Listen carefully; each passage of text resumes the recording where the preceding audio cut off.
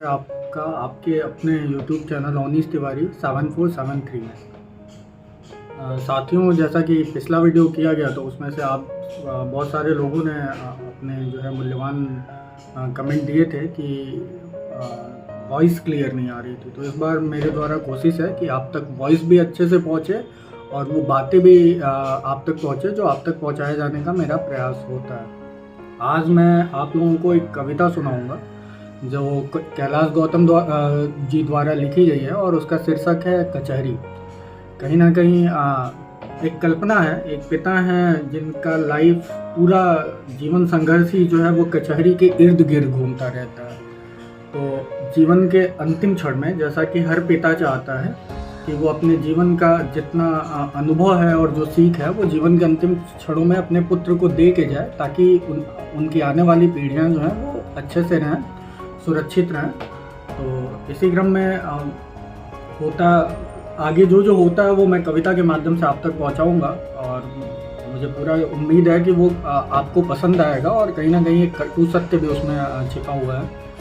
और एक कानून का विद्यार्थी होने के नाते मैं आप सबसे एक और बात साझा करना चाहूँगा कि आजकल कचहरियों की हालत जो है वो आप सबसे भी नहीं छुपा है, आप सबसे छुपा नहीं है। और हम सभी जानते हैं कि छोटे छोटे मामले या बिना बेसलेस मैटर्स जो होते हैं, बिना किसी ढंग के मामले के हम लोग कोर्ट पहुंच जाते हैं और ऐसे छोटे छोटे और बेसलेस मामलों में इन्वॉल्व होकर कोर्ट का समय बर्बाद होता है और वो व्यक्ति जो कहीं ना कहीं न्याय प्राप्ति को डिजर्व करता है उस तक न्याय नहीं पहुंच पाता है। अभी 2024 तक की मैं आपको बात बताऊं कि 5 करोड़ 10 लाख के आसपास मुकदमे भारत के विभिन्न न्यायालयों में लंबित हैं। ऐसी स्थिति में ये इतने ज़्यादा मामलों का लंबित होना, जजेस की संख्या, ये सारी चीज़ें क्लैश करती हैं। बहुत मामलों के से कंपेयर किया जाए तो बहुत कम संख्या में न्यायाधीश या जजेस जो हैं वो उपलब्ध हैं। ऐसी स्थिति में वादों को पीढ़ी दर पीढ़ी तक देखा जाता है कि चलते रह जाते हैं। तो एक पिता हैं, विषय पे आते हैं। एक पिता हैं जो अपने जीवन का जीवन संघर्ष अपने पुत्र के साथ अंतिम क्षणों में शेयर कर रहे हैं। और मेरे कहने का ये भी मतलब नहीं है कि अगर आपके अधिकार का हनन हो रहा है, क्योंकि न्याय पाना हर व्यक्ति का, हर भारतीय का फंडामेंटल राइट भी है। तो अगर आपके पास कोई अन्य विकल्प नहीं है कोर्ट गए बिना और आपको लगता है कि अगर हम कोर्ट नहीं गए तो हमारे अधिकार का अतिलंघन होगा, तो ऐसी स्थिति में आप कोर्ट भी जाइए, बेशक जाइए और न्यायालय का दरवाजा खटखटाइए। हाँ, मेरा कहना बस इतना है कि बिना वजह के मामलों में मत जाइए, क्योंकि मैथिली शरण गुप्त जी ने भी अपनी कविता जयद्रथ वध में लिखा है, अधिकार खोकर बैठ रहना यह महादुष्कर्म है, न्यायार्थ अपने बंधु को भी दंड देना धर्म है। इस हेतु ही तो कौरवों से पांडवों का रण हुआ, जो भव्य भारतवर्ष के कल्पात्र का कारण हुआ। तो चलिए विषय पे आते हैं। पिता की जो कल्पना है कि पिता जो है वो अपना जीवन अनुभव जो है पुत्र के साथ साझा कर रहे हैं। कविता के माध्यम से आते हैं। भले डांट घर में तू बीबी की खाना, भले डांट घर में तू बीबी की खाना, भले जैसे तैसे गृहस्थी चलाना, भले जाके जंगल में धूनी रमाना, मगर मेरे बेटे कचहरी न जाना, कचहरी न जाना। कचहरी हमारी तुम्हारी नहीं है, कचहरी हमारी तुम्हारी नहीं है, कहीं से कोई रिश्तेदारी नहीं है। अहलमद से भी मेरी यारी नहीं है, तिवारी था पहले तिवारी नहीं है। कचहरी की महिमा निराली है बेटे, कचहरी की महिमा निराली है बेटे, कचहरी वकीलों की थाली है बेटे, पुलिस के लिए छोटी साली है बेटे, यहाँ पैरवी अब दलाली है बेटे। कचहरी ही गुंडों की खेती है बेटे, यही जिंदगी उनको देती है बेटे, खुलेआम कातिल यहाँ घूमते हैं, सिपाही दरोगा चरण चूमते हैं। कचहरी में सच की बड़ी दुर्दशा है, कचहरी में सच की बड़ी दुर्दशा है, भला आदमी किस तरह से फंसा है, यहाँ झूठ की ही कमाई है बेटे, यहाँ झूठ का रेट हाई है बेटे। कचहरी का मारा कचहरी में भागे, कचहरी का मारा कचहरी में भागे, कचहरी में सोए कचहरी में जागे, मर जी रहा है गवाही में ऐसे, है तांबे का हंडा सुराही में जैसे।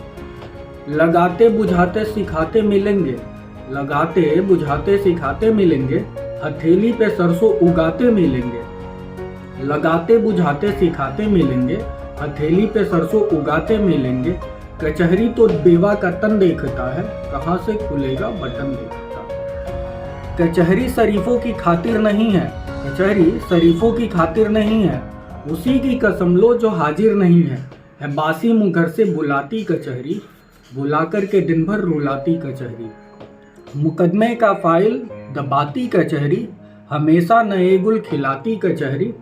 कचहरी का पानी जहर से भरा है, कचहरी का पानी जहर से भरा है, कचहरी के नल पर मुवक्किल मरा है। मुकदमा बहुत पैसा खाता है बेटे, मेरे जैसा कैसे निभाता है बेटे। दलालों ने घेरा सुझाया बुझाया, वकीलों ने हाकिम से सट कर दिखाया। धनुष हो गया हूँ, मैं टूटा नहीं हूँ, मैं मुट्ठी हूँ केवल अंगूठा नहीं हूँ। नहीं कर सका मैं मुकदमे का सौदा, जहाँ था करौदा वहीं है करौदा। कचहरी का पानी कचहरी का दाना, कचहरी का पानी कचहरी का दाना। तुझे लग न जाए तू बचना बचाना, भले और कोई मुसीबत बुलाना। कचहरी की नौबत कभी घर न लाना। कभी भूल कर भी न आंखें उठाना, कभी भूल कर भी न आंखें उठाना, न आंखें उठाना न गर्दन फंसाना। जहाँ पांडवों को नरक है कचहरी, वहीं कौरवों को सरग है कचहरी। तो साथियों, ये था कविता। कहीं ना कहीं ये व्यंग के रूप में कटु सत्य भी है कि वाद लंबन या मैटर्स की पेंडेंसी की वजह से एक लंबे टाइम तक जो है मामले चलते रहते हैं।